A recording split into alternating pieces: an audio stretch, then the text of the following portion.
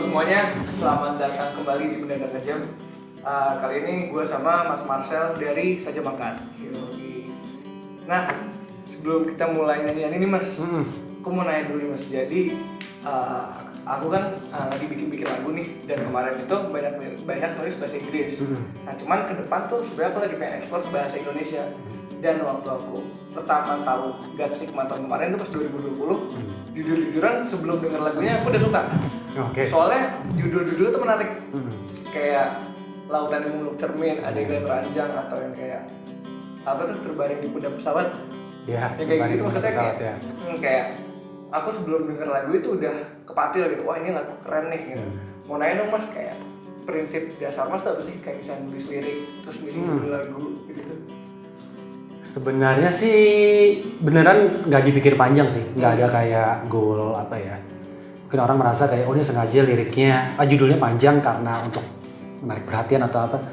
Mungkin pengaruh paling banyak tuh dulu saya suka band tahun 90-an akhir, sekarang masih ada sih, Godspeed You Black Emperor. Mereka rilis album pertama judulnya Lift Your Skinny Face Like Antennas to Heaven. Nah itu tuh double album. 2 sisi, masing-masing ada chapternya dan panjang-panjang gitu. Panjang dan deskriptif lah, kayak apa ya, saya sampai lupa judul-judul panjang banget itu. Dan Silver Mount Zion itu juga pecahannya Godspeed. Band-band Constellation Records, mereka tuh judulnya tuh gitu-gitu aneh-aneh. Jadi kita baca ya bener kayak kata Adi bilang, jadi kayak sedikit ke bawah, apa ya, ke bawah, udah langsung ke bawah ke dunianya tertentu gitu. Mungkin itu sih goalnya, tapi kalau lirik-lirik ini sih, kalau judul-judul ini sebenarnya saya coba senggak puitis mungkin, jadi seharfiah mungkin. Kayak Adegan Ranjang gitu, lagunya tentang apa ya, tentang ituan gitu. Apa ya, ada beberapa yang mungkin sedikit lebih puitis, tapi saya benar-benar menghindari kayak kesastraan dalam berlirik. Menurut saya itu lebih jujur kalau kita justru harfiah mungkin, malah orang jadinya nangkep kayak kok aneh, maksudnya apa, padahal karena terlalu lurus gitu menurut saya sih. Tapi kalau aku sih Lautan Memeluk Cermin, ini spekulasi aja sih, boleh jawab boleh enggak. Cuma aku ngerasa kayak kita berada di sangkar beriman, mungkin kayak kita berada dalam sebuah sangkar keberimanan, dan akhirnya nggak berguna juga buat manusia gitu loh. Kita Tuhan berias dan molek menarik, kayak aku nangkepnya tuh hobi dandan, cuman ya senang-senang doang, cuman kayak nggak nemuin maknanya juga. Terus kayak memahat alam, membelai birahi, aku justru nangkepnya memahat alam merusak lingkungan, membelai birahi ya demi ego kita gitu. Justru aku nangkepnya gitu sih. Tidak tahu ya makna itu mendekati sih. Mendekati. Maksudnya sih memang lagunya tentang ego dan gimana ya? Saya mau bilang tapi kayak spesifik banget, tapi kata kuncinya sebenarnya sangkar beriman itu kan. Apalagi di Indonesia sekarang, atau bahkan ya di Amerika khususnya, kayak kemarin pas Trump, di Indonesia juga banyak kemenangan orang-orang fundamentalis deh gitu mungkin. Nah itu sangkar beriman gitu, dan berhubungan memang dengan bagaimana kita sebagai manusia selalu mencoba identifikasi dengan sebuah grup. Mungkin dari kecil ya, kayak ngegeng kan di sekolah. Oh ini gue kelas ini nih, di mana lah. Pokoknya kita selalu punya tendensi ngegeng. Sampai besar pun, sampai dewasa gitu, sampai kakek-kakek orang punya tendensi itu. Dan itu bisa membahayakan. Maka itu, ini mungkin saya kontradiksi diri sendiri sih. Maka itu judulnya Lautan yang Memeluk Cermin. Karena lautan itu begitu luas ya, tapi dia cuman memandang dirinya sendiri, cermin gitu. Jadi dia dalam bubble ya kita semua. Iya, in love with ourselves. Sebenarnya kita kayak apa ya, di dunia yang begitu luas ini kita cuma bisa ngelihat sesuatu dengan perspektif kita doang, satu perspektif doang, sempit gitu. Padahal begitu banyak hal yang begitu luas di luar yang kita percaya, yang kita cintai. Keren. Ini banyak belajar ya aku nih. Nulis bahasa itu mau lebih susah sih Mas. Susah.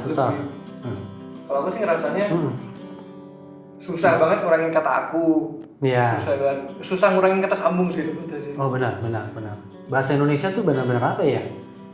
Nggak membuka ruang untuk kalimat yang pendek-pendek. Apalagi kebanyakan dari kita pasti kan tumbuh dengan musik awalnya bahasa Inggris kali ya.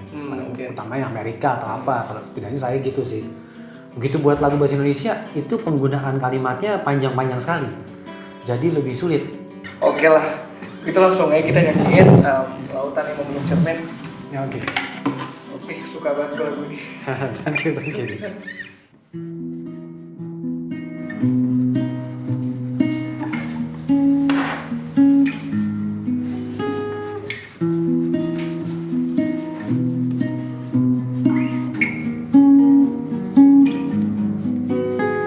Sabda berlian menuntun langit bulan, sangka beriman meruntuh kebajikan. Wajah ini takkan mengungkapkan kembali. Wajah ini takkan berubah.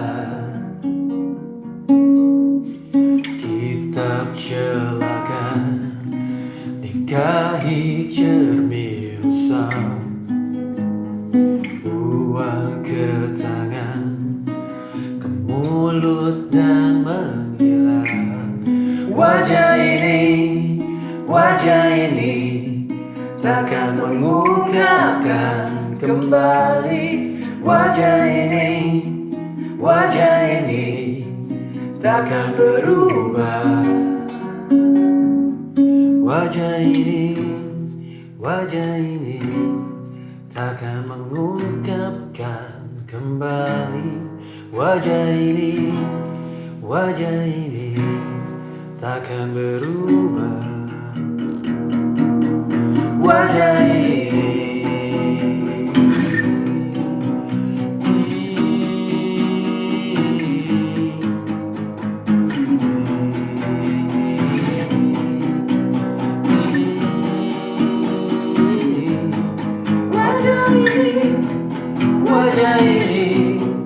Tuhan berias molek menari.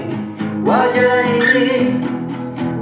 ini memahat alam membelai birahi. Wajah ini takkan mengungkapkan kembali. Wajah ini takkan berubah. Ada lagu yang tadinya bahasa Inggris, kayak di God Sigma lukisan itu sebenarnya bahasa Inggris tadinya. Awalnya. Nah itu cukup sulit sih untuk dijadiin convertnya bahasa Inggris. Convert. Karena saya tuh paling anti banget album, ini nggak apa-apa kalau benar, tapi kalau saya tuh alergi album yang bahasanya campur-campur gitu. Ada satu bahasa Inggris, satu bahasa Indonesia. Ada album kita judulnya Osaka Journals, itu ada satu lagu, itu bahasa Inggris semua, kecuali satu lagu. Sampai sekarang saya nggak bisa ngelihat cover album itu ataupun track listing kayak tersiksa gitu kalau ngeliat kayak ada satu kutil gitu. Belang. Jadi waktu lukisan kemarin saya coba bikin satu lagu yang itu karena saya tahu ini lagunya yang menurut kita, menurut anak-anak band juga bagus. Ini harus di bahasa Indonesia ini. Jadi challenge-nya di situ sih. Karena frase-frase Indonesia kan lebih panjang ya kalau menurut saya. Kalimatnya panjang. Kalau Inggris kita kan pengen supaya orang paham gitu. Ya kalau Aldi gimana? Banyak kan kalau nulis pertama langsung.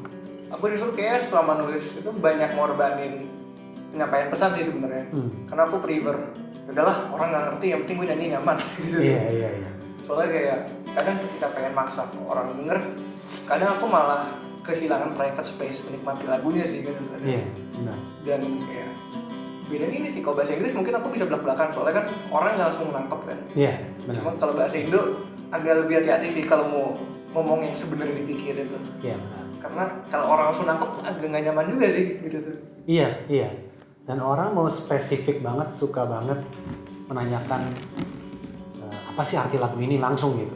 Saya selalu bilang yang penting sih apa arti lagu ini buat kamu gitu. Itu nggak penting gitu. Sebuah lirik tuh mutasinya bisa banyak sekali gitu kan. Kayak saya misalnya nulis lagu udah yang paling sering disebut liriknya misalnya Alibi gitu. Itu lagu udah 15-16 tahun lalu saya tulis. Sekarang ini saya mungkin udah agak lupa gitu. Apa artinya? Yang saya ingat yang orang fans mungkin cerita ke saya, ini lagu ini tentang ini ya sama gitu. Itu lebih berarti sih. karena musik kan fluid ya, hidup terus gitu. Kayak menurut saya tuh ada tendensi di sini untuk kayak minta jawaban di lagunya musisi gitu, hanya karena kita di panggung atau apa, kayak kita lebih bijak, padahal sama aja kan. Liriknya penuh dengan pertanyaan, dengan kebegoan dan ke apa ya, kebingungan gitu sebenarnya. Tapi sering sekali, apalagi dengan lirik yang bahasa Coach Sigma ini, banyak banget orang yang nanya ini liriknya tentang apa gitu. Dan saya kayak kalau jawab interpretasi kamu gitu takut suka disangka sok nyemi atau gimana. Tapi beneran menurut saya mati, udah habis gitu. Kalau misalnya kita kasih artinya, udah orang itu nggak mungkin punya interpretasi lain. Iya. Lagunya mati. Udah kayak ke akhir film gitu kan.